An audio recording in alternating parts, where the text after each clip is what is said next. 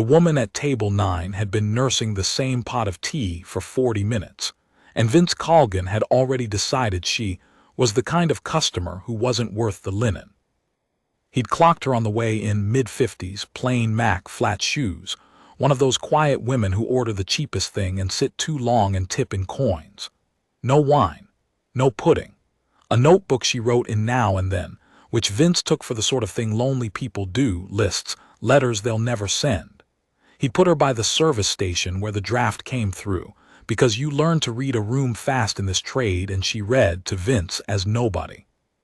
He was wrong about that, more wrong than he had ever been about anything, but it would be a while before he understood the size of it, and by then it would be far too late to match her. She was watching Danny Whitrow get fired. It happened by the till, which was a mistake on Vince's part, though he didn't think in those terms. He thought he was making an example, and examples work best where people can see them. Danny was 26, still had the slightly startled look of someone who'd expected life to be gentler, and he'd been on the floor at the copper pot for 2 years, which in that kitchen was practically a pension. He was good with the regulars. He remembered that Mr. Ferris liked his water without ice even in January, and that the couple who came Thursdays were trying again after losing the baby and needed the corner booth where nobody would make them talk. Small things. The kind of thing that doesn't show up in a spreadsheet and holds a restaurant together anyway. 14 quid, Vince was saying, not shouting. Vince never shouted. He did something worse, a low, pleased tone like the fault was a gift you'd handed him. 14 quid, Daniel, off table 6. You want to tell me where it went? I gave it back to them. Danny's voice was careful. He knew he was on thin ice. You could see him testing it with each word. They left it on the card machine by mistake. They meant to leave a $5. The old boy pressed the wrong. So you decided. I didn't decide anything, they told me.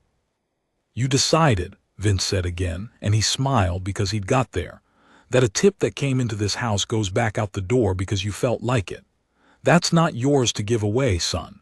That 14 quid belongs to the house. It goes in the pot, it gets shared out proper, that's how it works, that's how it's always worked, and you took it upon yourself to hand it back over the counter like you own the place. The woman at table 9 turned a page in her notebook and wrote one short line. I can get them on the phone, Danny said. The customer, he'll tell you. He was embarrassed. He didn't want. I don't want the customer. Vince leaned on the counter. Behind him, in the past, the kitchen had gone quiet in the way kitchens go quiet when they're all listening and pretending not to. I want staff who understand whose money is whose, and I've been watching you a while, Daniel, if I'm honest. Little bits here and there, cash that doesn't reconcile, covers that don't add up on your section. He let that sit, and it was ugly because it wasn't true, and everyone in earshot knew it wasn't true and knew equally that being true had nothing to do with anything. I can't have it, not with the sale going through. New owners want a clean house. I'm doing you a kindness, letting you go now, before it becomes the sort of thing that follows you. That word follows you did something to Danny's face. He had a kid. Everyone at the copper pot knew Danny had a kid, a little girl, 5, and that it was just him, and that just him was not a lifestyle choice but a wound he didn't discuss. You could see the maths happening behind his eyes, the same maths Vince had counted on. Rent, the childminder, the fact that a sacking for suspected theft is a very different thing to explain than a sacking for anything else. Vince, quieter now, the fight going out and something worse coming in. Don't do this, not please, 14 quid, I'll pay it. I've got it on me, I'll put it in the pot right now. Too late for that. It's 14 pounds. It's the principal. Vince straightened, satisfied, and the woman at table 9, whose name Vince would learn in about 6 minutes and never forget, closed her notebook. Hand in your apron, clear your locker, Mart'll cover your tables. He was already turning away, the performance over, the room taught its lesson. And don't ask me for a reference because I'd have to be honest, wouldn't I? Danny stood there a second too long, the way people do when a thing has happened that they can't yet believe has happened. Then he untied the apron. His hands weren't working properly. The knot defeated him for a moment, and he had to look down at it. And that was the worst part. The grown man beaten by an apron string while a kitchen full of people he'd worked beside for 2 years found urgent reasons to look at their own hands. The woman at table 9 raised one finger, the small economical gesture of someone used to being attended to, though nobody at the copper pot had attended to her all afternoon. "Sorry," she said, "could I settle up?" Vince turned, ready to be irritated, and produced instead the automatic thin smile you give a nobody who's finally leaving. "Course, Martel. I'd rather you did it, actually." She was gathering her Mac unhurried. "Since you're the manager." Something in how she said *manager made Vince look at her properly for the first time, and he didn't like it, though he couldn't have said why. She had a way of being still that most people didn't have. She wasn't old the way he'd filed her. She was just tired in a specific way, the tired of someone who works a great deal, and her eyes when they landed on him were not the eyes of a lonely woman with a notebook. They were the eyes of someone adding up a bill that wasn't the one on the table. "Pot of tea," Vince said, tapping the till, wanting her gone now. "That's $3.40. She put down a 10. "The young man you just sacked," she said, conversational, while he made change. "How long's he worked here?" "I'm not really at liberty." Vince didn't look up.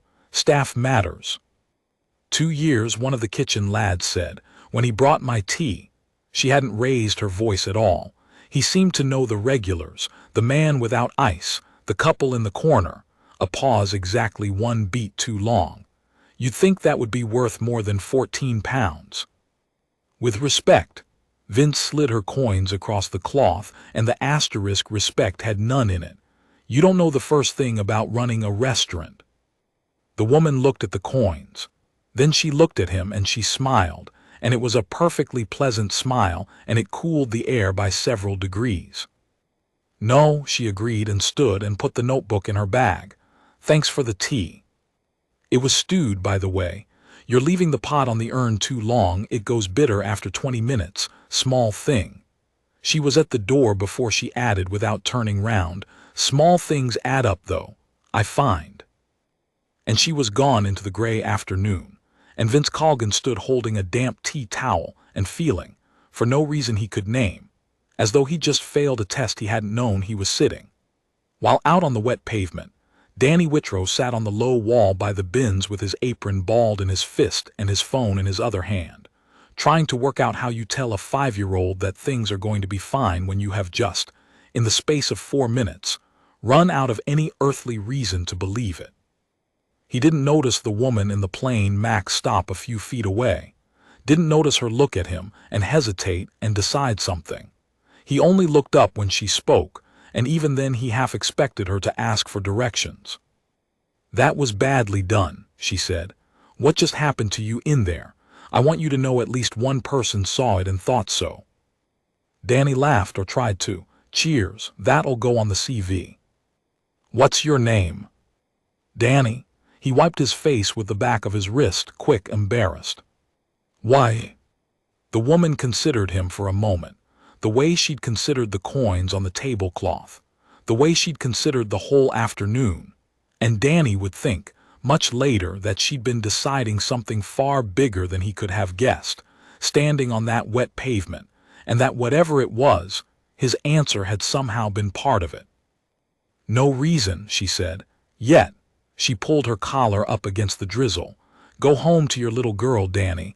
Don't do anything daft about the reference. This isn't finished. The way these things end is hardly ever the way they look when they're happening."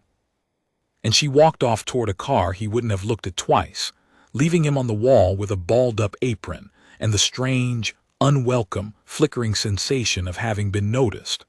While behind the fogged glass of the copper pot, Vince Colgan was already telling the kitchen to get back to work, entirely unaware that he had, that afternoon, been served notice by the one person in the world he'd most wanted not to impress.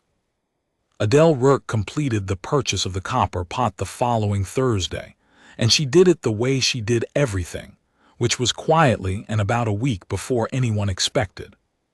She'd bought failing restaurants before, 11 of them over 15 years, though nobody at the Copper Pot knew that yet, and she had a rule she'd never once broken, which was that she sat in a place as a customer before she bought it. Not the polished visit the sellers arranged, all fresh flowers and the good waiter on. The real one. A wet Tuesday afternoon, the cheap pot of tea, the corner by the draught. You learned more about a restaurant from being ignored in it for an hour than from any set of accounts, and Adele had learned, in her hour at table 9, a great deal, most of it before Danny Whitrow ever untied his apron.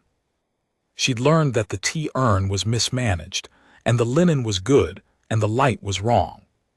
She'd learned that the kitchen listened when the manager spoke, which told her they were frightened, which told her the fear came from somewhere. And she'd learned, watching the till through a whole slow afternoon with the particular attention of a woman who had spent 9 years of her life on the wrong side of exactly such a till, that the numbers at the Copper Pot did not move the way honest numbers move. That was the thing nobody who met Adele Rourke ever guessed, because she'd made sure of it. That before the 11 restaurants, before the turnarounds, before the quiet money and the plain Mac she wore precisely because it made people underestimate her, she had been a waitress. 20 years a waitress first, in places worse than the Copper Pot, carrying plates through her 20s with a baby at her mother's and a marriage that had gone the way Danny's job had gone, suddenly and unfairly, and with someone smiling while it happened. She knew what a 14-pound tip was. She knew it in her body. She knew it was the difference between the good week and the bad one, between the childminder paid and the childminder owed. And she knew this was the part that had made her close her notebook and settle her bill, exactly what it meant when a manager stood by a till and talked about tips belonging to the house and going in the pot and being shared out proper. She'd heard that speech before. She'd heard it from the man who'd taught her, at 22, that the tips she earned on her knees at midnight did not, somehow, ever quite make it back to her in full. She had spent a good part of her life since making sure no one who worked for her ever heard that speech again. So when she walked back into the Copper Pot on the Thursday, in the same plain Mac, and Vince Colgan came bustling out with his professional smile to greet what he assumed was a supplier or a rep or a lost customer, she let him get all the way through, "Can I help you?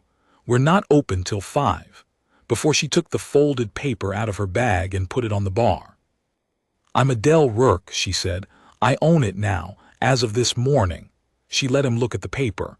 "You'll have had the email from the solicitors. I expect you didn't read past the first line." She watched it happen on his face, and she felt no triumph, which surprised people when she told them later that she never felt triumph at this part. She mostly felt tired and a little sad, because she already knew how it was going to go with Vince Colgan. She'd known within 10 minutes at table 9, and knowing was not the same as enjoying. Ms. Rourke. Vince recovered fast. You had to give him that. The smile came back, wider, oilier, recalibrated in real time from *nobody* to boss. "I had no idea you should have said Tuesday. I'd have. You'd have put the good waiter on and the fresh flowers out. I know. That's why I didn't say." She unwound her scarf, looking round the room with the frank assessing eye he'd mistaken, on Tuesday, for loneliness. "Which is Danny Whitrow's locker?" The change of direction threw him. "Sorry. The young man you sacked on Tuesday, over the 14 pounds, which locker was his? Has it been cleared?" "That's," Vince's smile developed a hairline crack.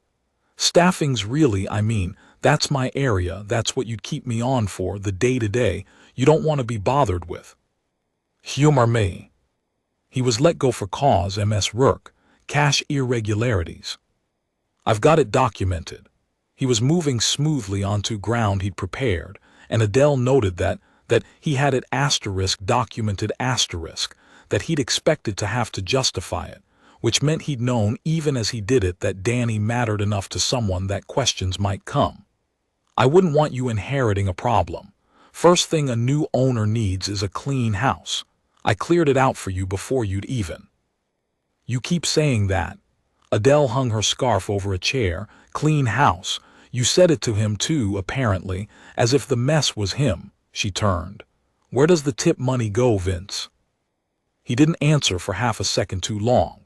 It was the same half-second Danny's 14 pounds had hung in the air on Tuesday, and Adele had built a career on half-seconds like it. In the pot, he said, shared out, trunk system all above board. I run it myself. You run it yourself. Someone has to. She let it go visibly, deliberately, so he'd think she'd let it go, and asked instead about the wine supplier and the covers and the Thursday footfall, ordinary new owner questions, and watched the relief loosen his shoulders one notch at a time and thought, there it is. Because a man with nothing to hide answers, where does the tip money go, in about 1 second flat with a shrug, because it's the most boring question in the world. A man who runs the trunk himself and takes a beat before he says so is a man who has made the tips his own weather, and controls who gets sun and who gets rain. And Adele had known that particular kind of man since she was 22 years old, and had never once been wrong about what she'd find when she finally looked in the pot. She didn't sack Vince that day. That surprised people too.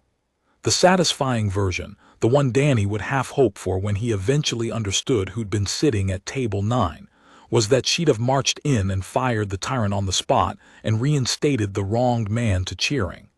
But Adele had learned that the satisfying version was how you lost. Fire Vince on day 1 and he walks out clean with his documents and his story, and takes with him the only detailed knowledge of exactly how the skim worked and where the money had gone, and she'd never prove a penny of it, and the staff he'd frightened would stay frightened because the frightening thing would simply have left rather than been beaten. No, she wanted it proven. She wanted it seen.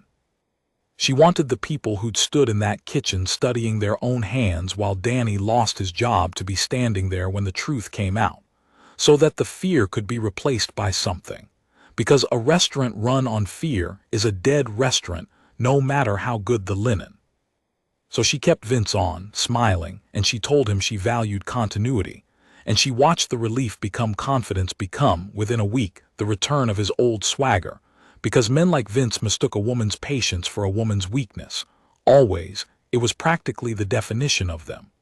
And while he swaggered, Adele Rourke did the thing she was actually extraordinary at, the thing none of them knew about, the reason 11 failing restaurants had become 11 thriving ones. She read the house. Not the accounts Vince handed her, which were clean as a whistle. Obviously, he wasn't a fool. The real house.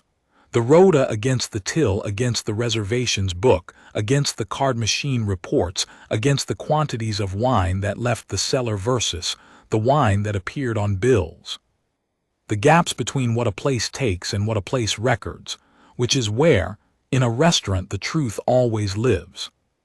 It took her 9 days to find the shape of it, and it was uglier and larger than a skimmed trunk, though the skimmed trunk was in there too. Vince Colgan hadn't just been keeping a slice of the staff's tips.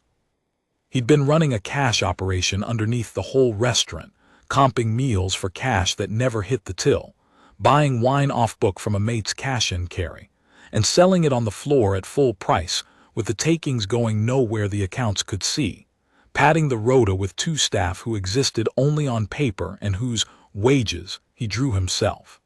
The 14-pound tip had never been about 14 pounds. Danny Whitrow had handed a customer's money back over the counter, in front of everyone cheerfully, without routing it through Vince, and in doing so had demonstrated publicly that money could come into the copper pot and go back out again without Vince Colgan controlling it, which was the one idea Vince could not allow to live on his floor, because his whole operation depended on him being the only channel the cash ran through. Danny hadn't been sacked for stealing 14 pounds. He'd been sacked for accidentally proving that Vince could be bypassed. He'd been made an example of, exactly as Vince intended, but the lesson had never been about honesty. It had been, nothing moves in this house that I don't move. Adele sat in the empty restaurant late on the 9th night, after Vince had gone home swaggering, with the rota and the till reports spread across table 9, her table, and a cold cup of tea she'd let go bitter on purpose, to remind herself, and she understood that she was not looking at a bad manager. She was looking at a man stealing a living wage out of the pockets of people who couldn't afford to lose it, and calling it the pot, and firing anyone who got close to noticing. And she thought about Danny Whitrow on the wall by the bins with his apron in his fist, and his little girl, and the reference Vince had threatened to give, and she felt the old thing rise in her that 15 years of quiet money had never quite smoothed away. The 22-year-old on her knees at midnight whose tips never came back whole. She took out her phone and she found the number Danny had given her on the pavement, the number she'd asked for no reason. Yet, and she typed a message, and then she deleted it because it wasn't time, and instead she made a note in the notebook that had fooled Vince Colgan into thinking she was nobody.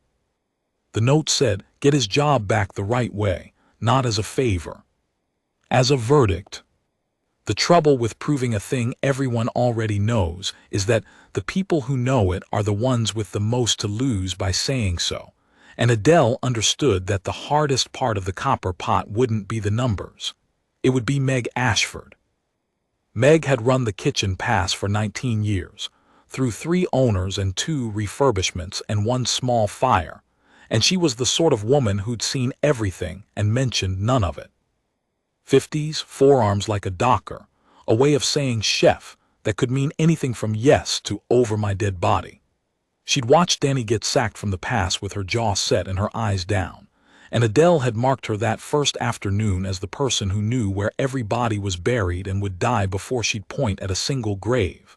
Because Meg had a family too, and a mortgage, and 19 years that would count for nothing the moment Vince decided her covers didn't reconcile either. Adele didn't go at her directly. You don't, with a Meg. She spent a fortnight just being in the kitchen, not inspecting, being there early before Vince with 2 coffees, one of which she'd put down by Meg's station without comment and walk away from. The first 3 mornings Meg left the coffee to go cold. The 4th she drank it. Neither of them said anything about it, which was, Adele knew, how trust actually gets built between careful people. Not in speeches, in coffees that stop going cold. "You're not like the last one," Meg said, eventually on a Tuesday, chopping something with more force than it needed. "The last owner, he was never in before 11. The last owner let Vince run the trunk." Meg's knife didn't stop, but it changed rhythm half a beat, the way Vince's voice had. "Vince runs a lot of things." "I know." "Do you?" Chop, chop. "Because knowing and knowing are different, aren't they? You can know a thing and it costs you nothing. Then there's the other kind." She scraped the board into a pan. "I've got a lad doing his GCSEs and a girl at the college. I know a lot of things, Ms. Rourke. I've made a career of it." It was the most anyone at the Copper Pot had said to Adele about the truth, and it was a door left an inch open, and Adele had the sense not to shove it. "I'm not asking you to know anything out loud," she said. "Not yet. I'm asking you one thing and you can say no and I'll never mention it again." She kept her voice down. The commis was 12 feet away. "When Vince does the cash up on a Friday, he does it alone. Always alone. Everyone else is sent home. Why?" Meg wiped her hands on her apron slow. "Because that's when it's quietest," she said, which was not an answer and was the whole answer, and they both knew it. Then lower, not looking up, "There's a second till book in the office. The one the accountant sees and the one he doesn't." She picked up her knife again, done, the door closing as quietly as it had opened. "That's all I know. That's all I'm going to know. And if he asks, we talked about the fish order." "We talked about the fish order," Adele agreed, and her chest was tight, because a second till book was not a suspicion. A second till book, if it existed, was the whole thing, in one object, and Meg Ashford had just risked 19 years to point at exactly one grave. Across town, Danny Whitrow was having a worse fortnight than anyone at the Copper Pot knew. The reference had done its work without Vince having to lift a finger, which was the cleverness of the threat. Danny didn't dare give the Copper Pot as a reference at all, which left a 2-year hole in his history that every interviewer noticed and none asked about kindly. He'd had 4 interviews. He'd got none of them. He was doing a night shift stacking pallets at a distribution unit off the Ring Road. Cash, no questions. The kind of work that doesn't ask about references or offer them. And he was doing it from 10 at night to 6 in the morning, and then coming home to get Pip up for school. And he was running on about 4 hours of broken sleep, and the specific fear that is worse than any other, which is the fear of a parent doing the arithmetic and finding it doesn't come out. He hadn't told the woman from the pavement any of this because she'd texted him once a week after, just how are you getting on? And he'd texted back *fine thanks, because what else do you say? And she'd sent back a single line that he'd read about 40 times since without understanding it. It said, don't take anything permanent yet. 2 more weeks. Trust me, which I know you've no reason to. He hadn't trusted her. Trust was a luxury on 4 hours sleep. But he hadn't taken anything permanent either, partly because nothing permanent had been offered and partly because, and he'd have been embarrassed to admit this, the line had lodged in him. The way these things end is hardly ever the way they look when they're happening, and some small starved part of him wanted it to be true badly enough to leave a door open for it. He didn't know who she was. He'd assumed, when he thought about it at all, that she was some sort of do-gooder, a magistrate maybe, someone with a soft spot and no real power. It genuinely did not cross his mind, not once, that the tired woman in the plain Mac who'd watched him fail to untie an apron was at that moment 9 days into dismantling the man who'd sacked him. Vince Colgan found out the ground was moving in the 3rd week, and he found out the way careful crooks always do, which is by feel before fact. Nothing Adele did was obvious, but Vince had run his operation for years on a fine-tuned sense of who was watching, and something about the new owner had started itching at him. She was in too early. She was in the kitchen too much, being pleasant, which frightened him more than if she'd been unpleasant, because he understood unpleasant. She'd asked twice now in passing, easy as anything, little questions about the cellar, how often it was stock-taked, who signed the deliveries, and each question had been perfectly reasonable, and each had landed on exactly the part of the operation that couldn't bear weight. And Meg had started drinking the coffee. Vince noticed the coffee. Vince noticed everything on his floor. It was his whole gift, the thing he'd built the skim on. And a Meg who drank the new owner's coffee was a Meg who might, one bad day, decide 19 years was worth more than his silence. So he did what he did. He didn't confront Adele. You don't confront the person who signs the checks, not when you're not sure yet how much they know. He went after the edges, quietly, to shore them up. He took Meg off Fridays, moved her to a split shift that got her out before the cash-up, dressed it as helping her with the school run. He had a quiet word with 2 of the younger floor staff about loyalty, about how new owners often clear house, and it's the ones who keep their heads down and don't gossip that survive, planting the fear early. And he started, that week, to clean, not the restaurant, the trail. Adele watched him do it and let him, because a man cleaning a trail is a man who thinks he still has time to clean it, and she'd already photographed most of what he was scrubbing. But he made one move she hadn't predicted, and it was aimed, with an instinct for cruelty she had to grudgingly respect, at the one soft place in her plan. He found out about Danny. It wasn't hard. A commie had seen Danny stacking pallets off the Ring Road and mentioned it, the way people mention things, and Vince, who had a nose for leverage the way he had a nose for cash, put it together with the new owner's odd tender questions and the strange fact that she'd asked, on her very first day, which locker had been Danny's. And Vince Colgan, who was not stupid, who was in fact clever in exactly the narrow, ruthless way that had kept him ahead for years, began to wonder whether the sacking of Danny Whitrow, which he'd thought was a closed and buried thing, was somehow the loose thread the new owner was pulling, and decided, in the pleased low way he decided everything, that the smart move was to make the thread disappear before she could pull it, to make Danny unusable, to make sure that if it ever came to Danny's word against his, Danny's word was already worthless. He started a rumor. Small, deniable, the kind that travels. That the reason Danny Whitrow had really been let go wasn't 14 pounds at all, that it had been hushed up as 14 pounds as a kindness, and that the truth was worse, was the sort of thing you didn't leave a man alone with the takings over. He didn't say the words. He never said the words. He just let the shape of them into the air of the local trade, the small world of a small town's restaurants where everyone knew everyone, so that Danny's 4 failed interviews would become 40, so that the hole in his history would fill up with something worse than a hole. And Adele Rourke, who had been building a clean, careful case designed to end in a verdict rather than a favor, arrived at the Copper Pot on a wet Thursday morning to find Meg Ashford waiting for her by the bins with a face like a closed door, holding out her phone, and understood before she'd read the screen that Vince had just changed the game, that this was no longer only about proving what he'd stolen, but about reaching a young man across town before a whispered lie could do to Danny Whitrow's name what a syndicate of clever men had once done to hers.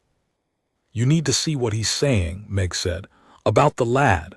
Her jaw was working. 19 years I've kept my mouth shut in that kitchen. 19 years. She looked at Adele and something had finished shifting behind her eyes, the thing the cold coffees had been slowly warming. "I'm done keeping it shut. Tell me what you need. But you'd better be as clever as you're quiet, Ms. Rourke, because that man does not lose. I've watched him not lose for 19 years. Adele read the screen.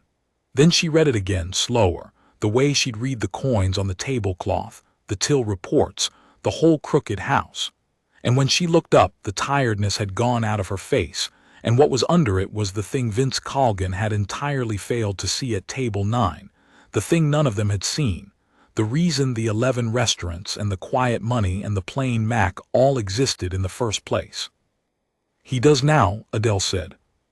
"Get the others, the ones who'll come, tonight after close, and Meg," she was already moving, already 3 steps into a plan, "phone Danny Whitrow for me.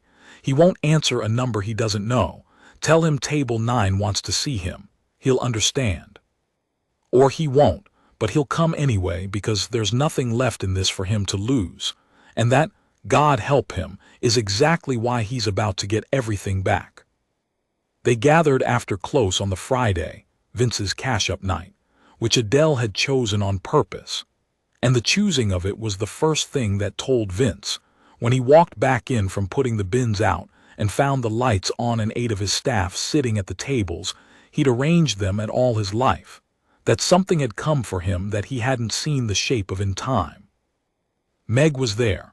Both the young floor staff he'd had the quiet word with were there, sitting close to Meg, which told him the word hadn't taken. The commis, the Saturday girl. And Danny Whitrow, at table 9, in his one good shirt, looking like a man who'd been pulled out of a different life an hour ago, and told to sit down and didn't know why, which he had been, and didn't. And Adele Rourke, standing by the bar, with the plain Mac gone and a folder on the counter, and no tiredness in her at all. "Lock the door, would you, Vince?" she said. "We won't be long, and I'd rather we weren't interrupted." He didn't lock it. He stood in the middle of his own floor and did the thing he was good at, which was find the confident register, the low, pleased tone, and turn it on the room. Bit irregular, this. Staff meeting after close, no notice. There's rules about. He looked at the faces and recalibrated fast, always fast. "If this is about morale, I've said, the sales unsettled everyone, that's natural, but the way we get through it is we pull together.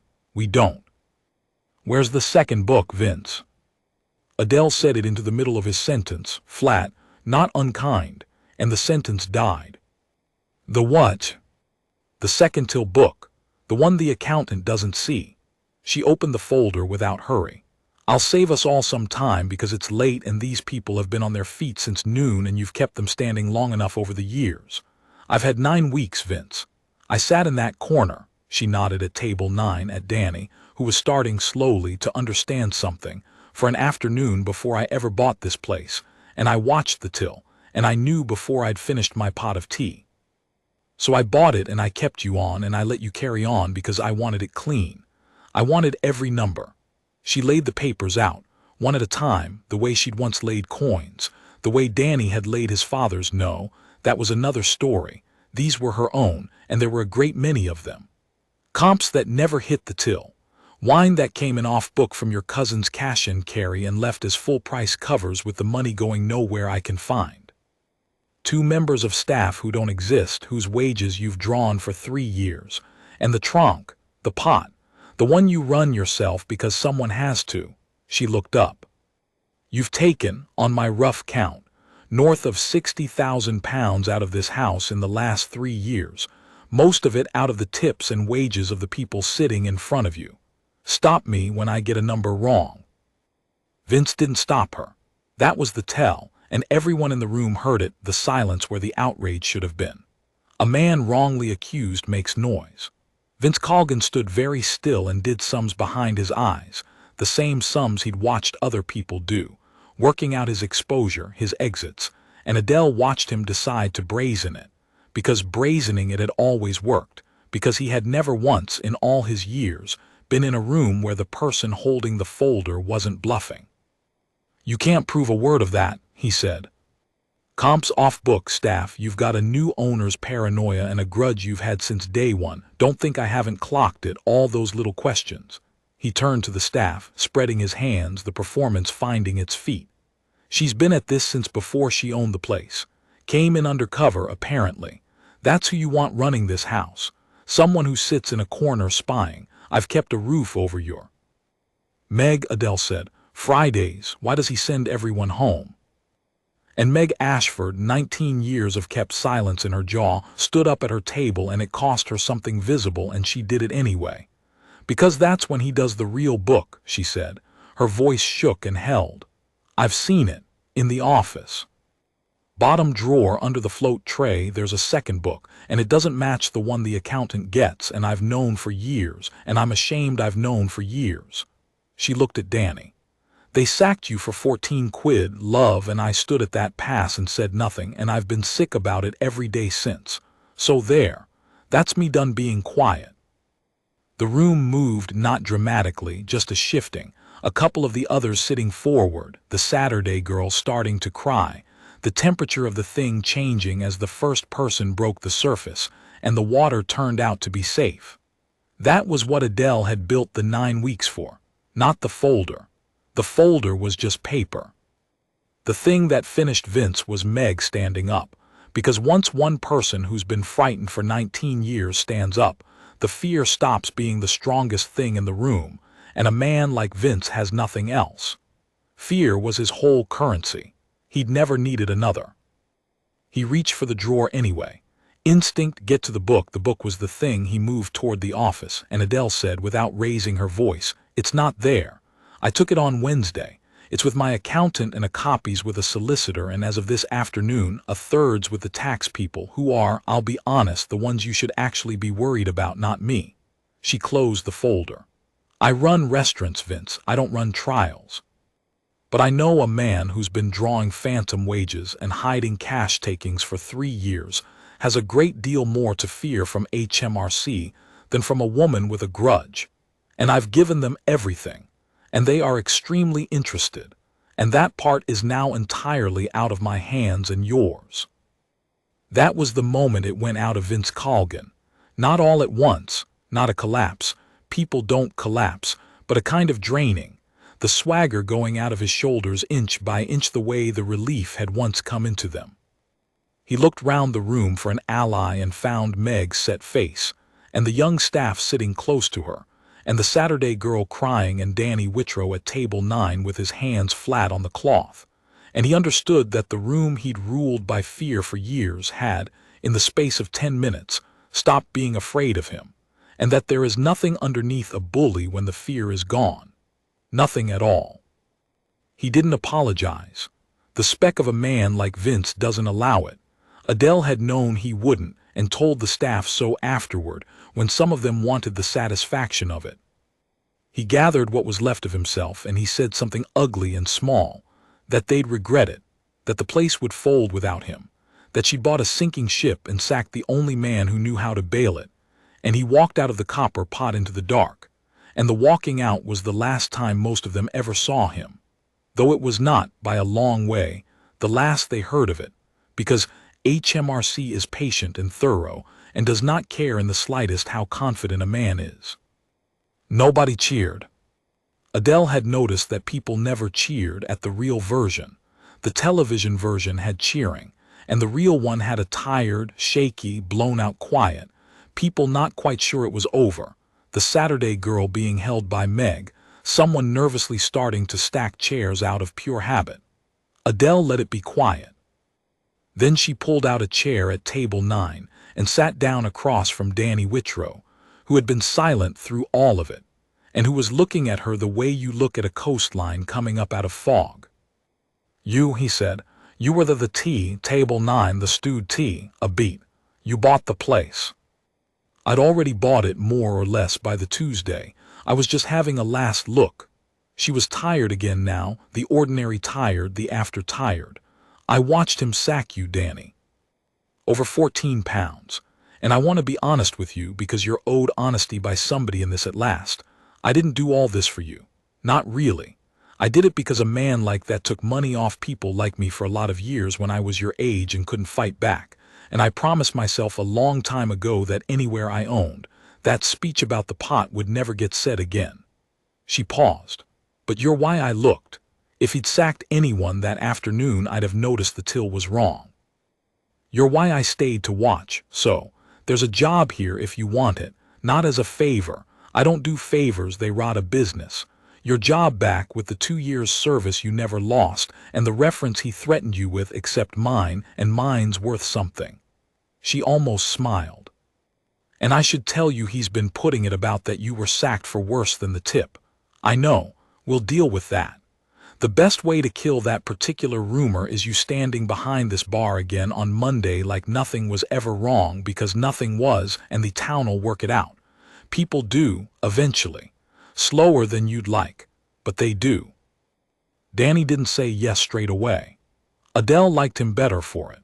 He looked at his hands on the cloth, and she could see the 4 hours sleep and the pallets and the arithmetic that didn't come out, and the fear that a thing this good must have a catch, because things this good, in Danny's experience, always did. "Why should I trust it?" he said, not rude, just a man who'd been dropped before. "You, any of it. I sat on that wall 2 months ago, and my whole life fell in, and now you're—" "You shouldn't," Adele said. "Not yet. Trust's not a thing you decide, it's a thing that stops going cold." He didn't understand that. She didn't explain it. Meg across the room did, and made a sound that was almost a laugh. "Come in Monday. See how it feels. If it's wrong, walk. But I think you'll find," she stood and put her hand out, the small economical gesture from the pavement, from the tablecloth, "that the way these things end is hardly ever the way they look when they're happening." He remembered the line. She watched him remember it. And Danny Whitrow shook the hand of the woman he'd taken for a lonely nobody with a notebook, and something in his face let go, just a little, the first loosening of a knot that had been pulled tight for 2 months, and if he was honest, a good while before that. "Pip," he said, apropos of nothing, the way exhausted people say the thing that's actually underneath. "My daughter, she's 5. I didn't know how I was going to—" He stopped, cleared his throat. "Monday, yeah, I'll come Monday." "Good." Adele picked up her folder. "Bring a photo of her for the staff board. We put the kids up by the coffee machine. Reminds everyone what the 14 quid's actually for." The copper pot did not become, overnight, a happy ship. Adele would have distrusted it if it had. It took months. Some of the staff stayed wary of her. A plain Mac woman who'd sat in a corner and watched, and she let them be wary because you can't argue someone into trust. You can only keep showing up before 11 with 2 coffees. The rumor about Danny died slowly, the way she'd said, not in a satisfying public clearing, but in the gradual, ordinary way of a man simply being there, decent, at his station, until the story couldn't survive contact with the sight of him. Vince Colgan's reckoning, when it came through the tax office and a magistrate, and took the better part of a year, and was, frankly, less dramatic than everyone wanted. He wasn't dragged out in front of cameras. He was quietly and expensively ruined in the boring, grinding way the law actually ruins people. And he never once, as far as anyone heard, admitted he'd done a thing wrong, because men like Vince mostly don't. But the tips went in the pot, the real pot, and got shared out proper, the way the word had always been meant. Meg drank her coffee in the mornings and started, tentatively, to talk. And Danny Whitrow stood behind the bar at the copper pot with a photo of a 5-year-old pinned by the coffee machine. And one wet Tuesday, months on, a tired-looking woman in a plain Mac came in and sat too long over a cheap pot of tea in the corner. And Danny made sure it came off the urn fresh, not stewed, and took it over himself. And Adele Rourke looked up from a notebook full of the next failing restaurant she meant to fix and said, "You remembered about the urn." And Danny said, "You taught the whole floor, 20-minute rule. It's on a laminated card."